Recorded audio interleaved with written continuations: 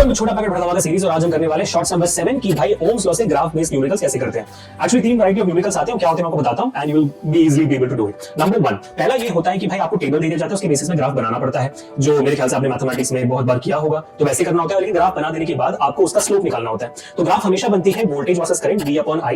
तो आपने ग्राफ बनाया, उसका स्लोप आपको मिलेगा रेजिस्टेंस, क्योंकि रेजिस्टेंस होता है V अपॉन I ना। तो सिंपल तरीके से आप ग्राफ से ही V और I की वैल्यू निकालकर y एक्सिस की वैल्यू निकालकर आप स्लोप निकाल सकते हो। नंबर 2 आपको बनाना पड़ता है एक ओमिक ग्राफ और नॉन ओमिक ग्राफ। अब ये क्या होता है, जो डिवाइसेस ओम्स लॉ को फॉलो करते हैं उनको ओमिक डिवाइसेस कहते हैं, और जो नहीं करते उनको नॉन ओमिक। तो ऑफ कोर्स बात है, ओम्स लॉ फॉलो करने वाले डिवाइसेस का ग्राफ जो होगा वो लीनियर ग्राफ होगा, और नहीं करने वालों का होगा कोई भी और ग्राफ, नॉन लीनियर ग्राफ हो जाता है। नंबर 3 आपको पूछा जाता है, ग्राफ है और मल्टीपल आपको लाइंस दे दिए जाते हैं, और बताना पड़ता है कि इसमें सबसे ज्यादा रेजिस्टेंस किसका है। तो higher the graph higher will be the slope, higher will be the resistance. तो VI ग्राफ है तो फिर हायर रेजिस्टेंस होता है। लेकिन कभी-कभी सीधे से आपको गूगली सवाल दे देता है, VI ग्राफ के बदले IV ग्राफ दे देता है। क्या आपने कभी इस चीज से परेशानी ली है तो बताना कमेंट सेक्शन। थैंक्स।